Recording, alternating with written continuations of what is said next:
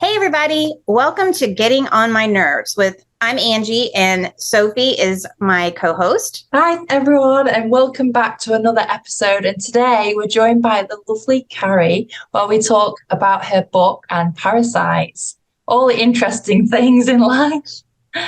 So welcome Carrie. Carrie Sicily is the author of Parasites Inside Me, and she has a phenomenal story to tell as well as educational information today. And just remember, with this podcast, we are doing this for educational purposes only. We are not giving medical advice.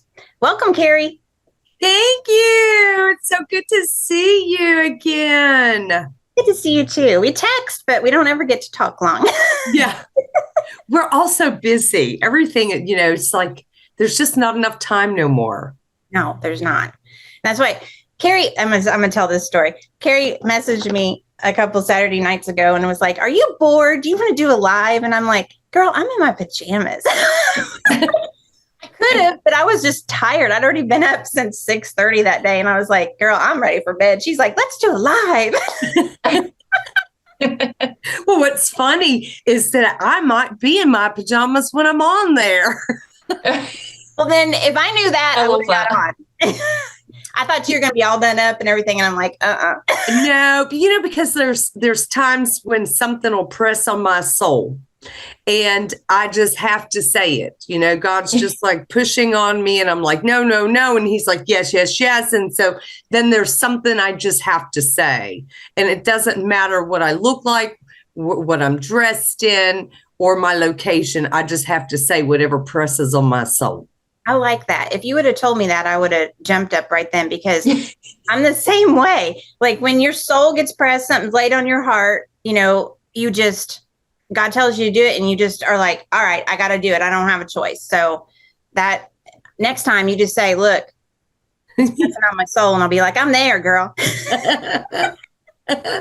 Yeah. That's just how it rolls with me. Like, there's not really a specific time that I'll go do something or post something. It's just whatever presses on my soul at that time. I have to just put it out there.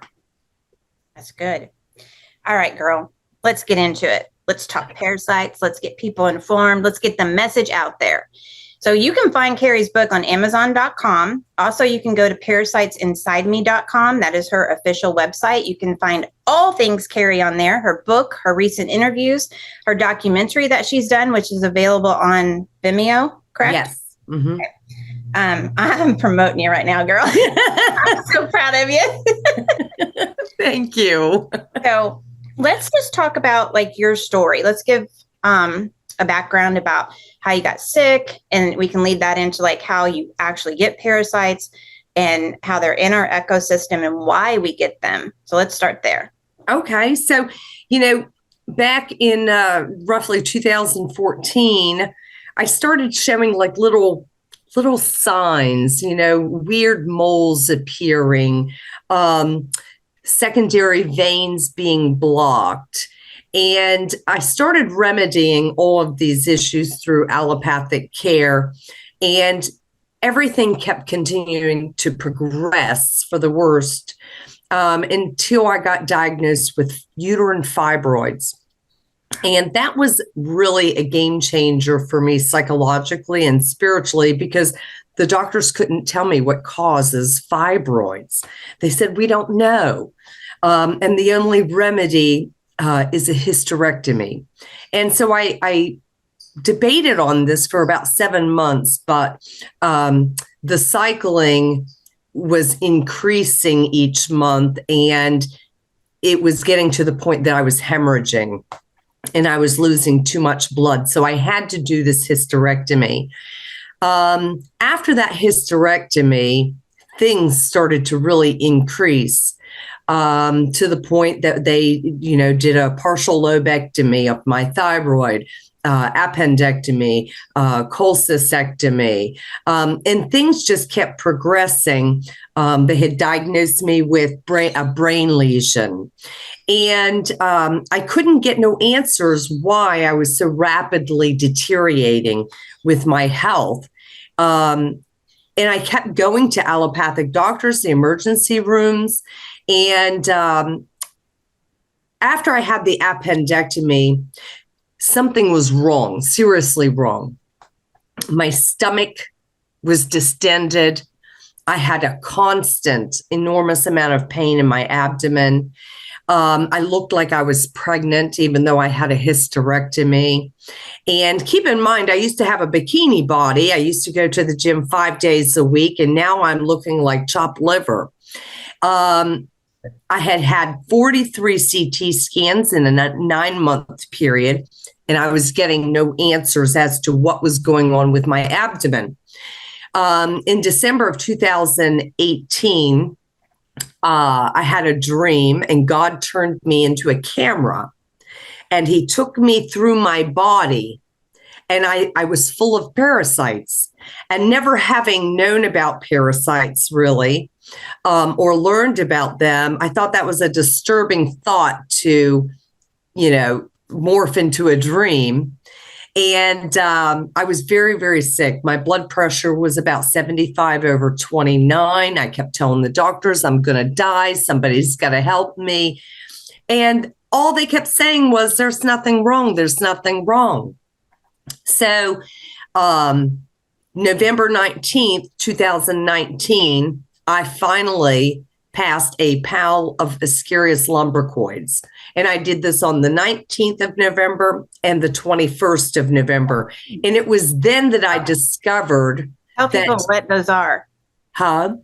When you use your big words, most of us don't know what it is. Oh, it's a roundworm. Okay, roundworm. It's a parasite. Yeah. Carrie is so knowledgeable. She knows all of these big terms and stuff, but I forget what it is. And isn't that amazing, right? Because when I discovered that I had parasites, I knew instantly this was my problem for all these medical issues. And so I went down that rabbit hole at the same time trying to get medical help, which, interestingly enough, was the most difficult thing in the world in this United States to get. Because it's almost like as soon as you say the word parasites to an allopathic doctor, you can literally see, and maybe it's just my brain that I can see these things, but it was like a bucket of anger just poured over their head. And the interesting thing is, I saw over 200 doctors in 6 different states in about a year and a half time, and all of the responses were the same. Now, how could that be? You've got doctors in different states. How can their response all be identical? It doesn't happen here, maybe a third world developing country, but not here. And then their physical expressions, the anger. And so you have to realize at that point that there's something bigger going on. I was able to find the proper help because I literally emailed every parasitologist in the entire world. Thousands and thousands of emails I sent. And Dr. Robin Overstreet, who was a world-renowned parasitologist, he responded. He says, call me. And I called him. And we were on the phone for hours. And, that relationship just grew because every week we were on the phone for hours. And when we moved to Florida, I kid you not, he would FaceTime me at midnight. I'd be in bed, but I always got out of bed to take his call because I knew he was alone. He was lonely. And he really saved my life in conjunction with these other doctors around the world. That's amazing. I think, I know Sophie and I, we went through the Lyme disease. We've all made friends like that with amazing that are doctors that have helped us along, just giving their time. And I feel they're heaven sent because, there's no other explanation for it. You just needed one person to answer your emails. But this gets into where we all become our own researchers. We all become our own doctors, our own advocates, because no one can help. Your story is very similar to mine. It's very similar to Sophie's. The same thing. If you said you tested positive for Lyme disease, that's not possible. that doesn't happen here. Really? Because the CDC says I'm positive. For me, that was, Right. so it's like they still had the block. So, Sophie?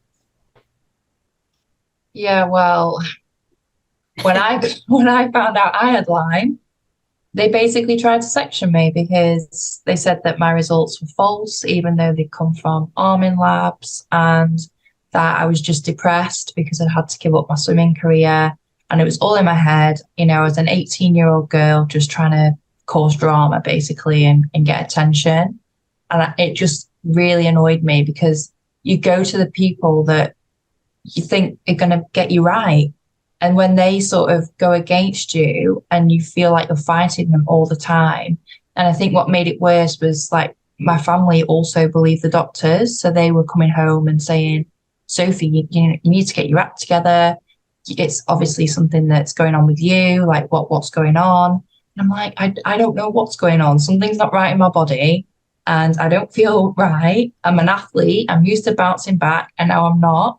And they're telling me it's all in my head. And it's the same for so many people that they just don't know what's going on because the doctors don't get to the root of the problem. They just sort of go around it and try and give you an antibiotic or an antiviral that they can hand you a prescription for and not actually sit down and do the tests and actually get deeper and understand. And isn't that sad? Isn't that sad that we trust these people that have the medical knowledge to help, and yet they'll refuse you? And Sophie, like you said, you know your own body. This is your vehicle and you've driven it your whole life and you know when something's not right with it. And when you go to these doctors and say, there is something seriously wrong, and they say, oh, no, here's some antidepressants. It's all in your head. Oh, by the way, here's a referral to a shrink. No, it's not we that need the shrink. It's you, the guy in the white coat or the gal in the white coat, because you have such a lock and key on your brain that you won't even allow or consider that this could even be possible that somebody would have Lyme disease or parasites. It's just they blocked it completely out and they'll hear none of it. And so you have to question, are they really this closed-minded or are they directed and controlled? Directed, I think. I think so too. Because when you go back, if you remember the Affordable Care Act, Obamacare, they really took the autonomy from doctors away and put it into the government hands. And what they did was they drew a red line in the sand and said, here you go, Mr. Doctor. Do not cross this red line, because if you do, the insurance company who works with us and for us, we're going to peer review you and then we're going to reprimand you. And if you continue this behavior, we're going to delicense you. And so then it comes back to that power of money where they are controlled by that money because they've got all these college expenses. They've got a lot of overhead expenses. And what happens if they get delicensed? Their whole life is going to be ruined. And it all comes back down to that red line in the sand that they will not cross. Now, Carrie, you talked about this red line in the sand that actually goes back much further than that, beginning with Rockefeller. Oh, yes. Well, what the Rockefellers did, now see, we didn't have government-controlled health care prior to really the Clintons. Really, the Clintons tried to get it implemented through the HMO PPO implementation.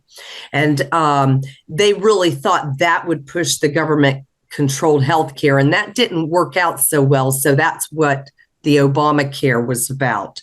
But if you go back to the Rockefeller time and their Flexner report and the submission of Congress to change the medical schooling, their standard of care, And that's what the Obamacare is about. It's a standard of care. And what that means is, regardless of any other protocols, only this one protocol is what we're going to allow you to use. So it doesn't matter what disease, they have one protocol they're allowed to use. And just like we saw the last 3 years, everybody knew ivermectin and hydroxychloroquine would benefit people, right? And now we've got the FDA who recently, the federal court system came out and said the FDA overstepped their bounds by not allowing these people to have these other medicines. And that goes back to the HHS, the Department of Defense, and the CDC, where they have these lines drawn. And if you step out of these bounds, we're going to make you pay. And you saw several hospitals in Texas get shut down for using ivermectin, and doctors delicensed for prescribing ivermectin and hydroxychloroquine. And so then you have to say, well, why? Well, it's because our government is so in control of our health, our life. And if they can control our health, they can control the population, right? And Rockefeller, while he did a lot of bad things, and the Rockefeller Institute is still big in our government today. A lot of people don't realize that our senators, they don't really write the bills. They just pass them. It's these lobbying firms like the Rockefeller Institute and BlackRock and everybody else that writes the bills and then hands it to Mr. Senator and says, oh, by the way, we'll give you a couple million donation for your next election, right? But we need this passed. Obamacare, they never even read it, right? And that's the thing, is like these senators don't even read these things and they're out here voting on them. And so it's the entire government that is defunct. Yeah. All of it. And we are here paying for it. And we shouldn't be. You should never, ever be told by a doctor that it's in your head when that is your vehicle and you know when it's not right. Yeah, exactly. And I think we saw it during COVID with like the vaccine, that the government took it out of our hands, especially here in the UK. Like, you had to have the vaccine. There was no getting out of it. You had to have it. They tracked you on the app to make sure you'd had it. And it was all on the system. So they knew that everyone had had it. And now so many people have got like health problems from it because it was like just quickly passed through because they were trying to look like they were doing something to help when they weren't really. And now everyone's left with issues, but it's because it's what they want as a government to make them look good. It doesn't matter about us and our health, and it's so wrong. It's wrong on every level, and it is just absolutely criminal. And the people who are having those medical issues, and even if they're not, they really need to detox to ensure that they lessen any likelihood of that. And those people need to be following Dr. McCullough. Dr. McCullough has been very outspoken about this through this whole duration. And he has come up with a protocol to take for vaccine injury. It is bromelain 500 milligrams, nattokinase 2,000 FUs, and curcumin 500 milligrams. And those people that have these injuries, and even if they don't, they should follow Dr. McCullough. He has his own website, and listen to what he's telling us and guiding us and teaching us, because we do have a lot of great doctors that are actually in the know. They know what's going on. They've been outspoken. They've been censored a lot for the last 3 years. But they are getting the messages out. And it's just a matter of following the right people so that we can continue to self-educate ourselves. Because if we're going to look to the allopathic doctors to teach us, we got to make sure it's the right ones, not the ones that's willing to bow down, lay their life down, and follow what those red lines are dictating to them, you know. There's Dr. McCullough. There's also Dr. Brian Artis and Dr. Judy Mikovich. You've, excuse me, you've actually done documentaries with them. You've done events with them. They're right in that group with them in that protocol that you were talking about from Dr. McCullough. I read about, well, actually, I saw it in a docuseries where Dr. Artis and Dr. Mikovich was in it, along with this Dr. Edward Group, the third. They were talking about carbon 60, C60, because it's such a potent, it's like many steps above charcoal, but it can get down at the cellular level and pull all of that stuff from the shot. I don't call it a vaccine because it's not really a vaccine. Right. Out of your system. Do you know much about the C60? I don't. I haven't heard that. No, I'll have to send you stuff on it. It's really interesting. I took notes from that. Yeah. So it's a carbon C60, and Dr. Edward Group, he has it available on his website. We're not selling or promoting anything for educational purposes, but he has globalhealingcenter.com.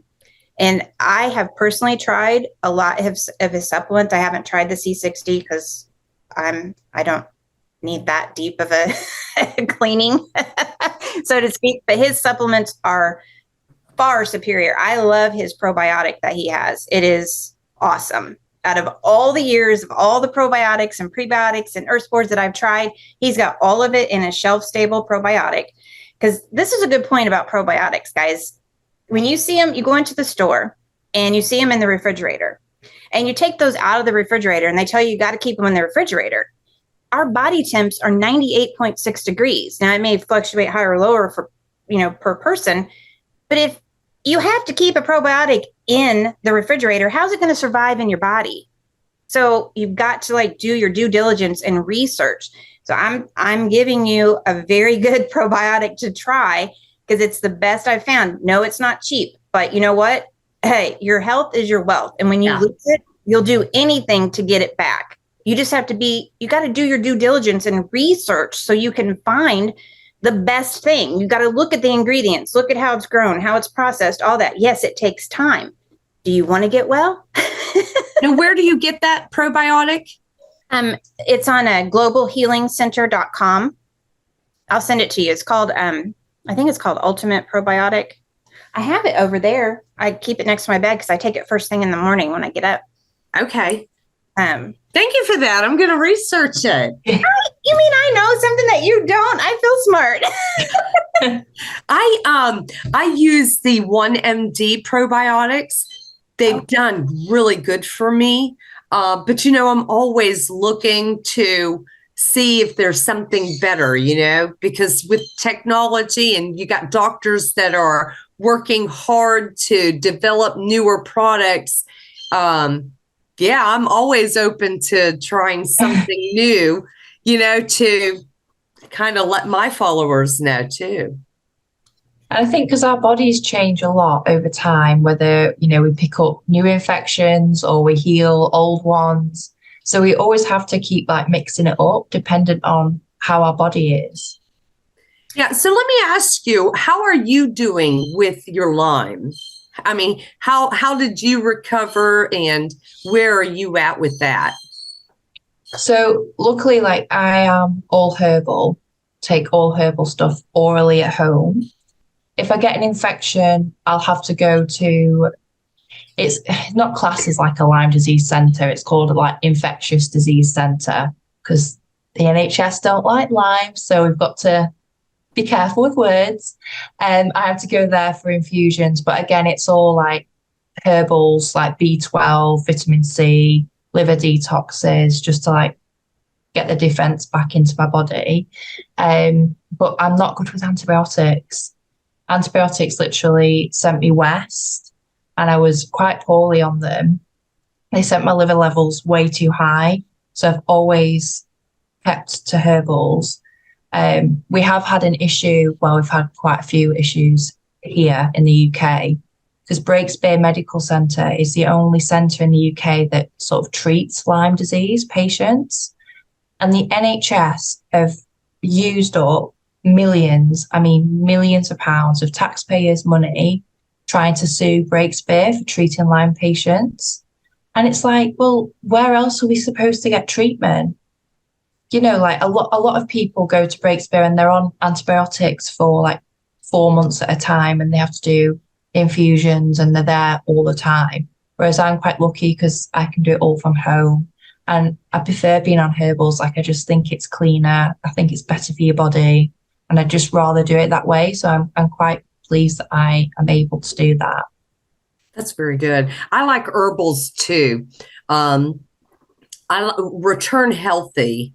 So it's returnhealthy.com. They have, it's called a foundation kit that works to assist with parasites and fibromyalgia. So it supports your body when you are seeing those two things. And I've done that protocol. I randomly will take the different herbals. And they also have a tick kit, which I haven't done that one, but they have a mold kit, and I have done that one. And so in the morning, I just pick and choose now what I want to take, just so I can take something, Yeah. But I do love my herbals. I have, oh my gosh, so many things. Oh, Carrie has a pharmacy. Yeah, I feel like I've got a pharmacy. We've all had, I've thrown out, I don't even know how many trash bags of stuff. Like my mom, she'll always dissolve them in vinegar and water. And then, she's like, you can't throw those away. It goes into the ground, and I'm like, all right. So we literally had like weeks of doing this because I had so much stuff. That's the thing, is like, when we're telling you of what we personally use and what we try, it's to help you have the tools to go research for yourself, because we're all different. We all need something different, but there is a foundation to all of this. So Carrie, I went over and got my stuff so I can show you. This is the probiotic that I use. Okay. And it is mine. I have my markings on the top. So I'm not promoting. Just when I find something that's really good, I like to share it. And it has 100 billion CFUs in 2 capsules. And a lot of times I'll just take 1 capsule, but if I want to change it up a little bit, I'll do 2 capsules for a few days and then I'll go back to 1. So it's just like, to give your body your gut, that little boost. This is the GI detox that I have used this since 2017. And it is really, really good. It has zeolite charcoal, bentonite clay, aloe vera, apple pectin, silica. It's got everything you need in it to continually help your body detox. Again, not promoting anything here, just trying to give you guys some stuff to go research on, because that is, with every disease, every illness has a label. But Carrie, what does all that start with?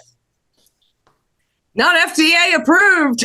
I know, but I mean, it's a parasitic foundation.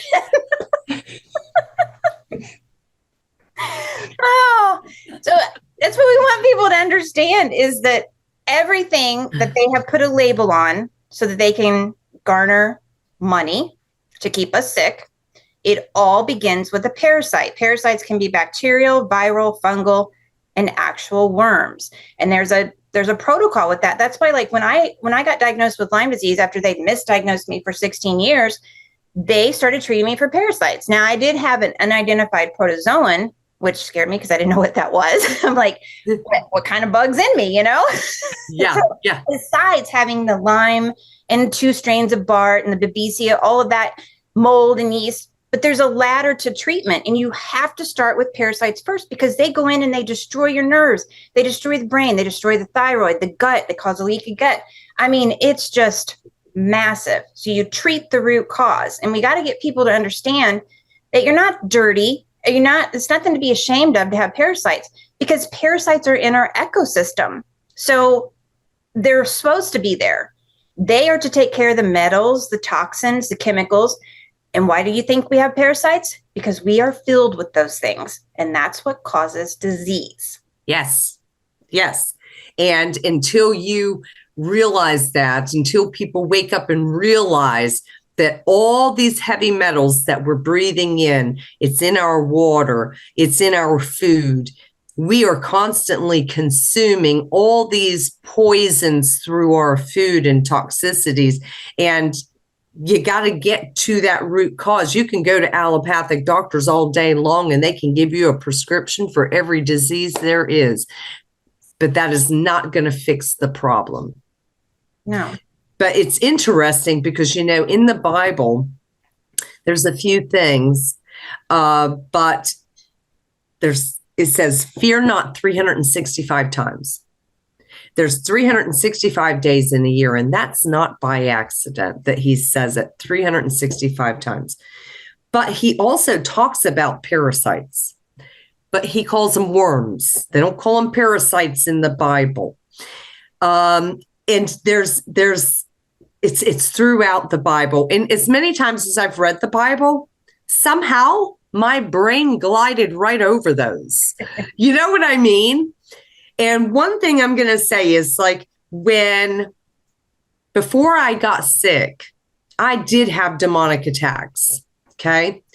And it wasn't until after, and you go through all this, and I like to analyze everything where I just can't even turn my brain off. And I'm like, oh my God, that's the connection. Parasites are semen from the demon morphed into the physiology. And because when I go back to my journey, and I'm like, it was when I submitted to God and said, this is your problem. You deal with it. You tell me what you want me to do. I'm going to do it. And it was then that Dr. Overstreet came into my life. Dr. YL came into my life. Dr. Mantora, all these doctors from Iran, Iraq, Egypt, India, and Dr. Overstreet from the US. Everybody started coming into my life, and they're like, okay, you've got this, you've got this, you've got this.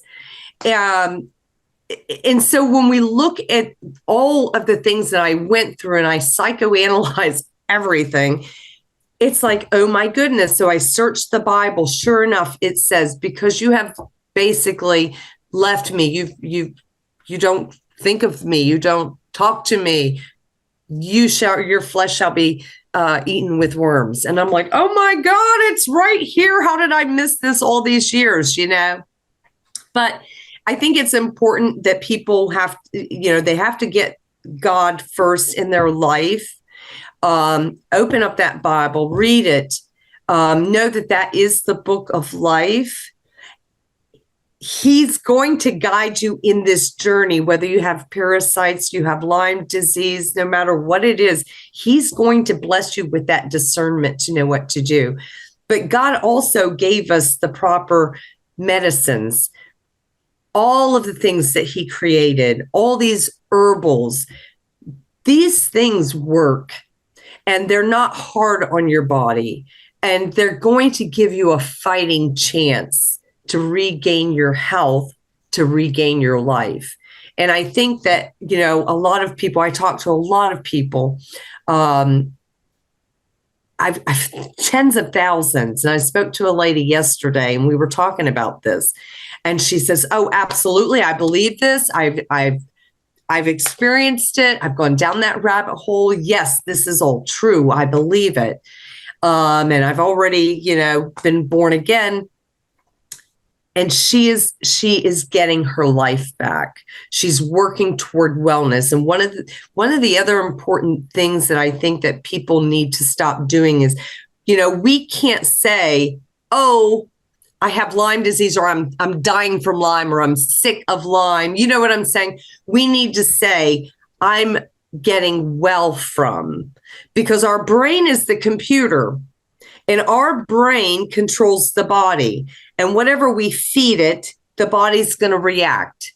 And so when you tell your mind and your body, I'm getting well, it's actually helping your immune system to work to help you get well. And so we've got to change the words that we say, the way that we think, and really understand how powerful the words are that we speak. You're right. And you can even take it one step further and just say, I am healed, because it's done. And when you believe it, when you think it, when you feel it, when you say it, you put that action into being. And it is really, really hard when you're bedridden. I know I was bedridden for, several years. And it is, you have to pull yourself up. It's a spirituality thing. We're not talking about religion and stuff here. We're talking about your own spiritual journey. We all have something that it's in our, if you want to get technical, it's in our contract before we come here. We decide what we're going to do because we're here to learn. This is school. So if it's a spiritual, everybody's own spiritual journey with dealing with this. You have a disease, you have a health problem, you have finances, anything. If you focus too much on that problem, there's not a solution. When you turn it all over to a higher being, you want to call him God, you want to call the creator, Holy Spirit, whatever label you want to put on that energy is in control. That energy has created everything we need to heal on this planet. You have to think to yourself, did God make that? If God made it, then it's good. If he didn't make it, and we're not saying that pharmaceuticals and stuff are bad. We're saying that when you get sick, like we all three have been sick, they bombard you with Western medicine when natural is the way to heal and to stay well. You have to maintain that wellness, and it is just as hard to maintain your wellness as when you are on treatment. So you have to know that. You got to get that in your head, that whatever you've done to get to a wellness state, you will have to continue doing. And if you slip up, just like I was telling Carrie and Sophie before, there was 2 things I left down in my protocol. Once I achieved wellness from Lyme in 2018, I got sloppy and I went back because I take very meticulous notes. I research just like Sophie and Carrie do. And I looked and it said, Angie, you will have to take this for the rest of your life at a maintenance dose. And I was like, son of a nutcracker. Like, I set myself up. So it's like the due diligence has to be there all the time. And what we are here to do is to tell you guys, if you have your health, you have to keep it. My grandma always said, you lose your health, you lose everything. And everything. We all three know. We know everything. I mean, isn't that crazy? I mean, I lost just about, if it wasn't for my husband, I would have been in a box, down the street. Really, because I spent every penny of my retirement trying to get well, and then all these surgeries, and then all their medicines and all their testing. It was too much. And it's mind-blowing what we had to go through to get to this point. Please join us for part 2 of our interview with Carrie in next week's Getting on My Nerves podcast.